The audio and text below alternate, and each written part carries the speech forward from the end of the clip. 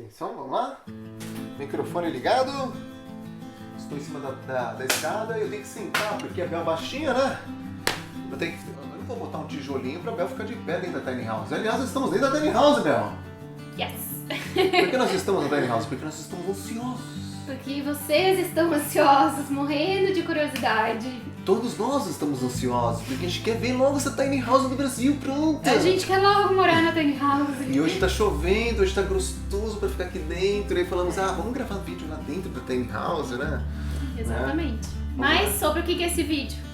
Porque a gente já veio falar de dois assuntos, eu gravar dois vídeos na verdade, né? O primeiro vídeo para falar sobre quais são os benefícios de morar numa tiny house sobre rodas, né? E o segundo vídeo que a gente vai gravar, que vai ser lançado daqui, sei lá, 3, 4 dias, mas para isso você precisa se inscrever no canal se você é novo aqui no canal, né? Isso mesmo, se você é novo, se inscreva, ative o sininho e já deixa um like aí pra gente, vai. A gente vai fazer uns vídeos mais rápidos hoje, amanhã, esse e o próximo vídeo serão mais rápidos, depois a gente volta com os vídeos de construção, porque os vídeos de construção são um pouco mais pesados de fazer, porque existe pesquisa, um pouco mais de um olhar de diretor de cinema, né? Então a gente precisa mais devagarinho, porque vocês gostam de maratonar nossos vídeos, não é isso? Então tem que ser um vídeo gostosinho de assistir, A gente tem todas pipoquinha. A gente tem tudo filmado, tudo gravado, e a gente vai continuar fazendo a série sobre a construção da Tiny House, Sim, tá bom? claro, até o final, até chegar nesse ponto aqui. Exatamente. Então vamos lá, vamos pro vídeo?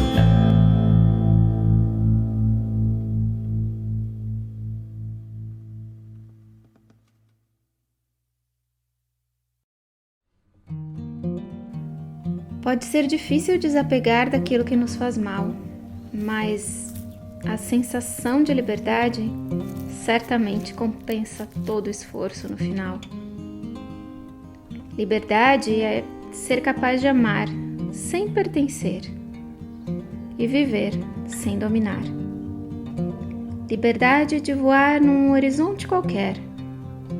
Liberdade de pousar aonde o coração quiser. Dizem que o segredo da felicidade é a liberdade. E o segredo da liberdade é a coragem. Se amar é dar a liberdade a outra pessoa de escolher o caminho com ou sem você, eu acredito. Liberdade é o oxigênio da alma. O meu amor tem cheiro de liberdade. Ela é linda, ela é louca. Muda de vontade como muda de roupa. Dizem que somos loucos por optar por uma vida assim. A gente fala tanto de liberdade e se limita o tempo todo. Seria a loucura o ápice da liberdade? Fazer o que você gosta é liberdade. Gostar do que você faz é felicidade.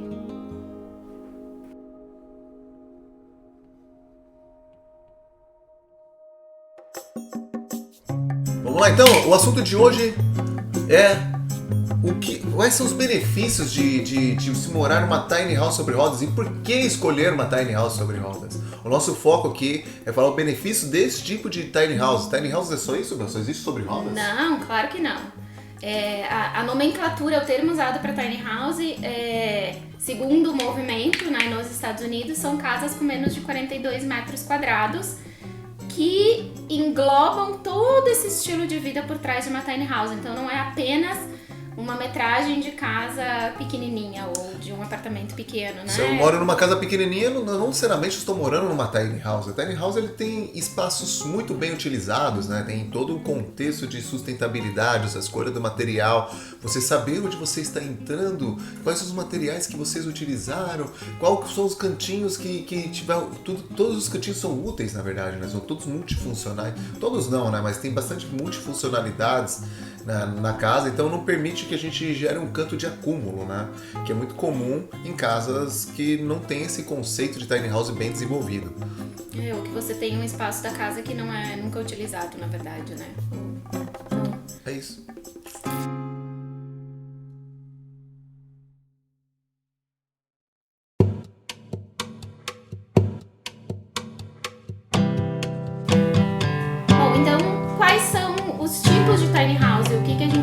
definir por ser uma tiny house?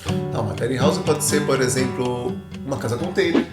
Pode. Pode ser uma tiny house fixa, né? Pode. Pode ser um apartamento pequeno, uma kitnet, uma casa de bioconstrução. E essa é a nossa futura casa, né, Bel? É um sonho que a gente ainda quer realizar. Então pode ser qualquer espaço pequeno onde você more e que, como a gente já falou, tenha uso de espaços e englobe todo esse estilo de vida que as tiny houses trazem consigo. Mas por que então nós optamos por uma tiny house sobre rodas? Começamos pela modalidade. Modalidade não, mobilidade. Então, mobilidade. Mobilidade é uma coisa que a gente já falou no outro vídeo, né? E a gente insiste em falar aqui por que a mobilidade ela é importante, né? Imagina que você está no verão, que nem... Agora não, agora é o inverno, né?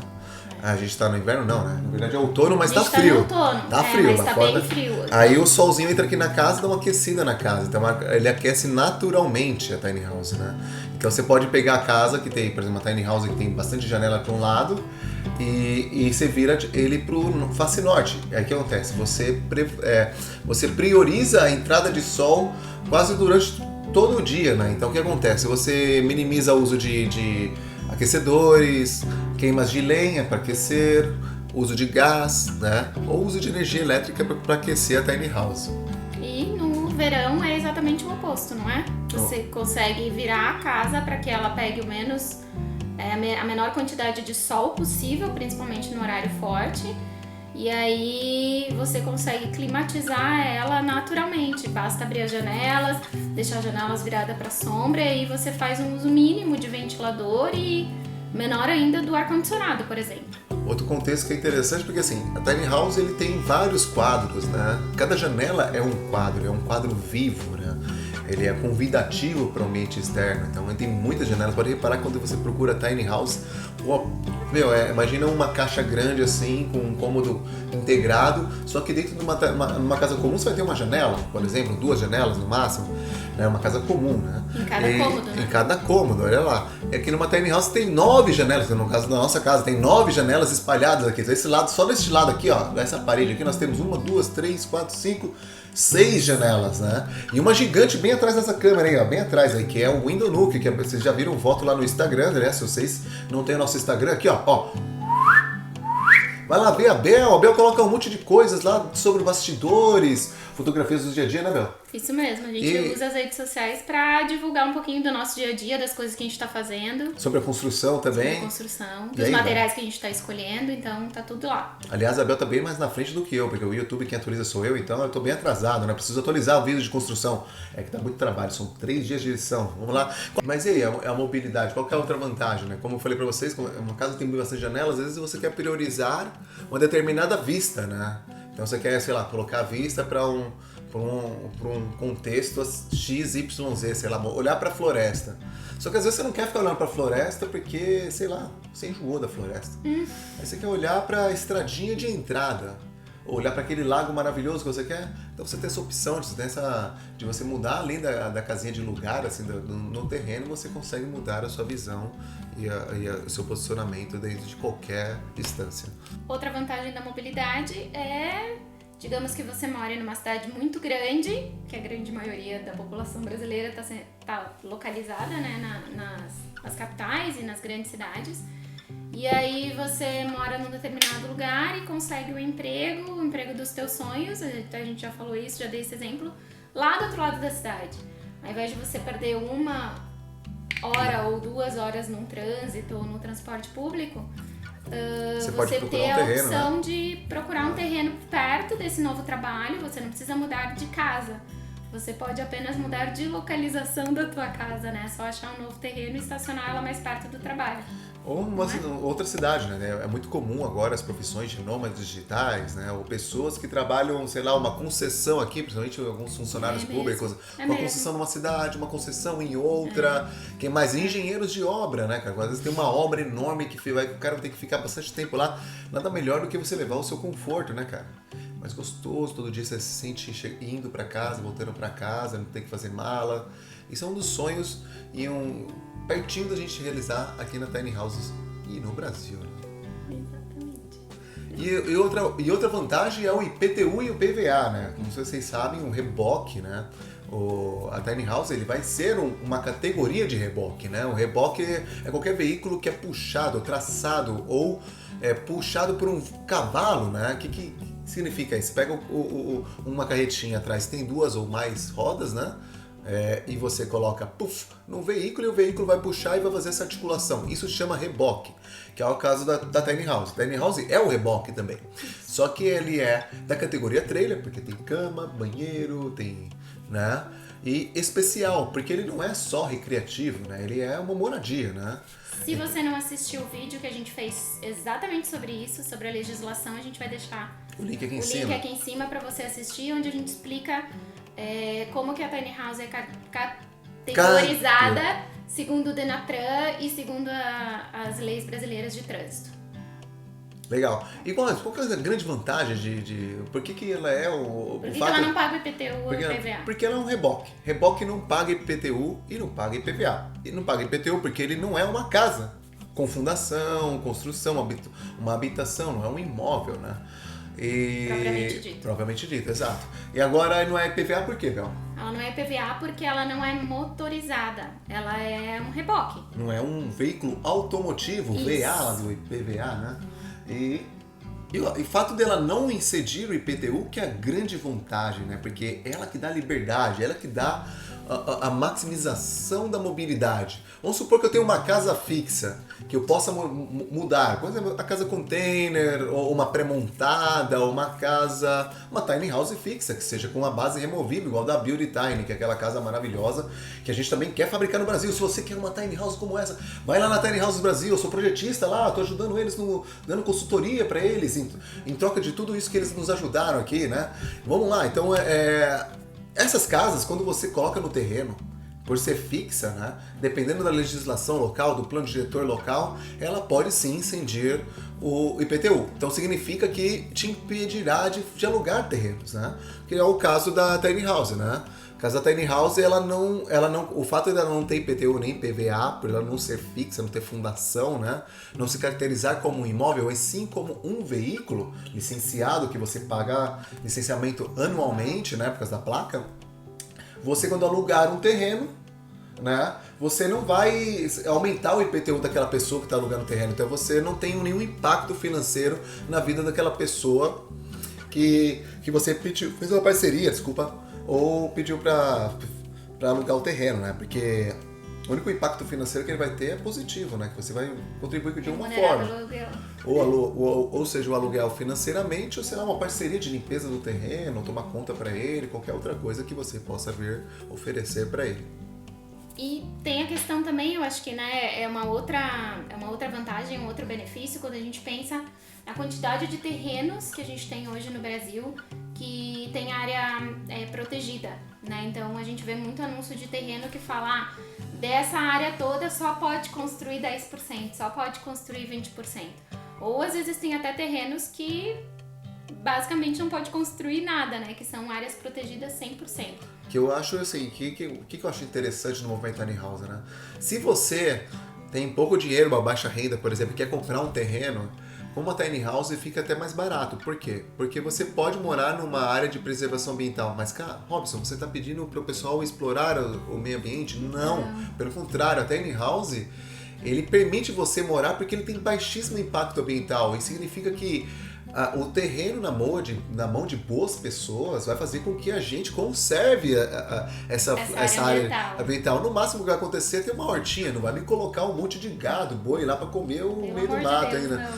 Ou construir uma casa enorme lá dentro. Não, o que a gente está incentivando é que você pode estacionar lá e quando você estacionar, você está contemplando aquele lugar maravilhoso, né? Está preservando, né? E melhor de tudo, preservando, né?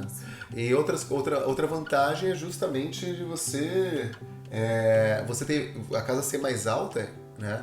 E ela ser ambientalmente de baixo impacto, né? Porque o fato dela estar apoiada sobre rodas, em alguns apoios que você coloca, você não está impermeabilizando o chão, né? Então você tem baixíssimo impacto na natureza. E quando você usa a privada seca, que é a grande estrela da tiny house, né? Porque ela não deixe que a tiny house gere um esgoto negro, que é um esgoto mais difícil de tratar. Por exemplo, num contexto de natureza, você vai precisar de um biodigestor, né? Uma bacia de evapotranspiração, né? Então, o fato de você produzir adubo com lixo com o esgoto negro, né? Que é o cocô e água, né? Você deixa ele produzir esse esgoto, né? Porque você está produzindo só composto, né? Ou seja, um adubo, né? Um adubo, como o de minhoca, igual da compostagem de minhoca, sem cheiro, cheirinho de terra molhada, na verdade. Pra falar que não tem cheiro de terra molhada. Tem cheiro de terra molhada, gente. A gente prometeu um vídeo sobre isso e nós vamos fazer assim que a gente instalar nossa privada seca.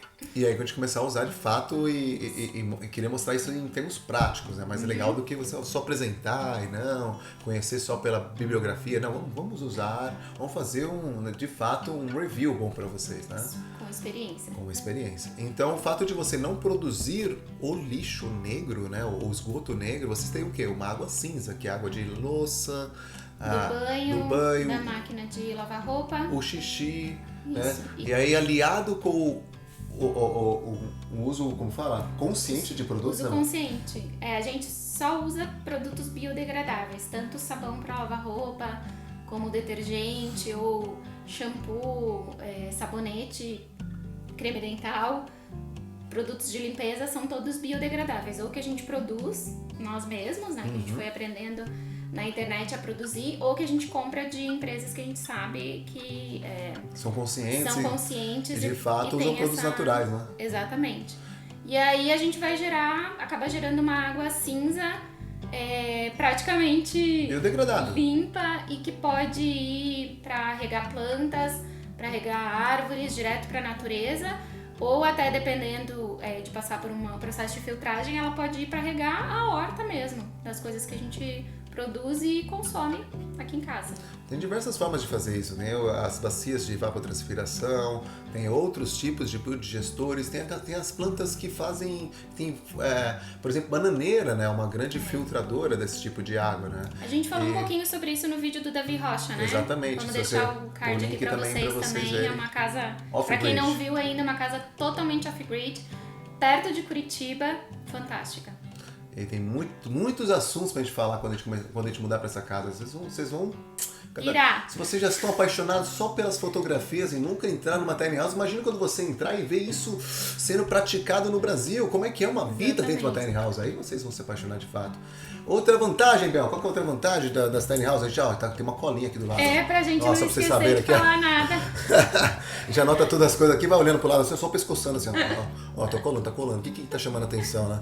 Então vamos lá, desse lado aqui nós estamos falando da mobilidade, PTU, já falamos da isenção, que permite, e o baixo custo de vida também, né, Bel? Nossa, sem dúvida.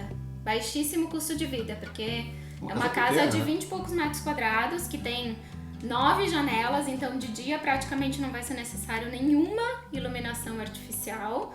Ela é toda preparada para ter uma ventilação, então a gente também vai economizar energia elétrica, né? Vai raramente ligar o ventilador. Raramente ligar o ventilador, e o ar-condicionado vai ser mais raro ainda. E no inverno vai ser muito mais raro a gente usar algo para aquecer, então o nosso custo de energia vai ser muito baixo. Nós queremos e teremos energia solar, a gente ainda não instalou. Futuramente também vai estudar as possibilidades de uso de gás natural também na tiny house. Né? Isso. Evitar o máximo possível os gases provenientes de petróleo, né? Que é um grande impactador do meio ambiente. Né? E daqui a pouco também que a gente vai usar aquecimento solar também, né? Tem uns painéis solares híbridos, né? Aliás, se você é um cara que fabrica painéis solares híbridos e queiram fazer uma parceria conosco de divulgação ou qualquer outro tipo de parceria, pô, seja bem-vindo. Acho que uma divulgação e uma parceria com vocês vai apresentar esse tipo de benefício que é bom para mim, é bom para você que é vendedor e é bom para todo mundo que cada vez vai ter acesso a esse tipo de produtos que vai ter menos impacto na natureza, né? É bom pra Mãe Terra. A Mãe Terra agradece a gente pra caramba, né? E espero que vocês também contribuam com isso no futuro, tá? Acho que outra coisa, que já que a gente tá falando de custos, que impacta no custo também, é com relação à limpeza e à manutenção. Como é um ambiente bem menor, você precisa muito menos de produto, seja qual produto que você use, né, para limpeza. Produto de limpeza. E muito menor manutenção. Então, o custo de vida é infinitamente menor do que, por exemplo, num kitnet de 15, 20 metros quadrados no meio da cidade, né? Mesmo que a tiny house a nossa tem 27, 28 metros quadrados, o custo vai ser muito menor do que num apartamento que seja metade do tamanho dela. Tem que lembrar que tiny house é uma das coisas que é importante do movimento, é causar liberdade, né? E quando a gente tem mais tempo livre, né, a gente permite um monte de coisas, uma infinidade de coisas. Tem mais leitura, adquirir mais conhecimento, praticar música, que mais? Tem mais tempo de convívio, né? Caminhar lá fora, contemplar a natureza, as pessoas, o que tiver ao seu redor, né? E é tudo de bom, gente, é tudo de bom. Não tem que... Só benefício. Se eu te falar tudo que é de bom, vocês vão querer largar tudo, vocês vão querer vir pra tiny house, aí vai ser fogo. Mas é isso mesmo que a gente quer.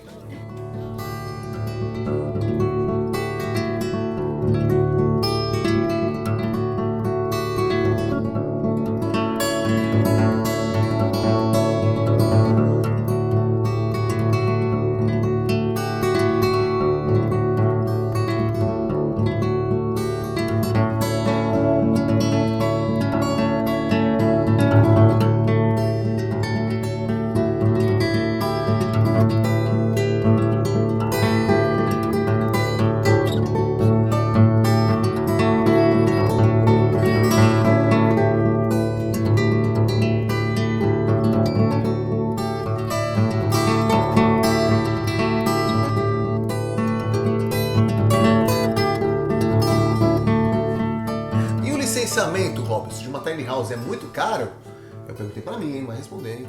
O licenciamento é baratíssimo, né? Depende do local, né? Tem lugar que o reboque vai custar, sei lá, um licenciamento de R$80, né? Ou R$100. Você pode dividir isso em 10 vezes, né? Você vai pagar uma parcela entre R$8 e R$12 por mês. É caro demais. Licenciamento não divide em 12 vezes. Não divide? Sou eu que pago tudo do carro, IPTU, IPVA, licenciamento. Então paga à vista logo. De um veículo, geralmente é em 3, 4 vezes. Ah, não, licenciamento paga à vista. O que divide é o IPTU, o PVA. IPVA. Então paga à vista logo. R$120. Pô, paga logo, já tá barato. Pô. Aí você já tá Vocês ali. viram que o financista estatístico que trabalhou a vida toda na área financeira não faz as contas de casa. Quem cuida das contas é a Bel, de fato. Sou eu. Vamos lá, mas o fato dela ser licenciada, né, ele que caracteriza de você e te autoriza a ter uma vida sem o IPVA, no caso, né, porque você tem placa, né, você está de fato com um veículo ativo, né, e não rode com uma tiny house sem estar com licenciamento ativo, senão sua casa vai ser presa, hein. Isso é importantíssimo, sempre deixar ele pago, mesmo se você vai ficar parado, paga logo, é baratinho, gente, deixa pago e tenha sua casa ativa, né? Numa eventual fiscalização da prefeitura, vai lá no seu terreno e vê que não tem placa ou o emplacamento está inativo, obviamente eles vão cobrar o IPTU, né, cara? Aí faz tudo. Pode ser multado. Você pode ser multado além disso, exatamente. Mas essa grande vantagem também dela ser um veículo é que você pode estacionar, teoricamente, em qualquer lugar que um outro veículo estacionaria. Claro que você não pode pensar assim, então vou pegar minha tiny house e vou parar na Avenida Paulista. Parar 2 semanas na Avenida Paulista, não. Ou no Parque Ibirapuera, lá em São Paulo. Ou vou pegar minha tiny house e vou parar na beira-mar, né, de um litoral, de uma praia paradisíaca. Sempre você precisa pedir autorização da prefeitura, dos órgãos locais, se forem lugares assim públicos e de alta circulação. Ok? Não esqueçam disso. Você não pode atrapalhar o direito de ir e vir também, você não pode atrapalhar a vista das outras pessoas também, né? Às vezes a pessoa escolheu aquele bairro porque tem aquela vista maravilhosa com uma pracinha, e você vai lá e estaciona uma tiny house bem na frente da pracinha, por mais que sua tiny house é bonita pra você, mas às vezes pros outros não é legal ficar enxergando uma casinha pequenininha, né? Então o que você tem que fazer? Toda vez que você vai estacionar, você tem que seguir os protocolos dos campistas, né? Das pessoas que vivem já em motorhome. Então ele é que tem praticado de uma maneira muito bacana, né? Aliás, eles têm ensinado muitas coisas aqui, principalmente no Brasil, né? Em questão de segurança, em questão de... Mas é assunto para outro vídeo.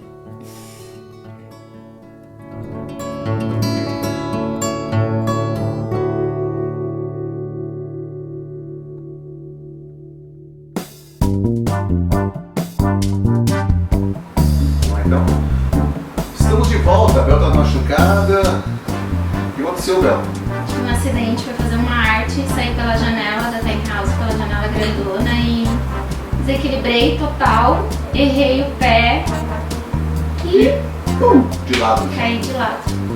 Tô com esse lado aqui machucado, dolorido e o meu dedinho saiu do lugar.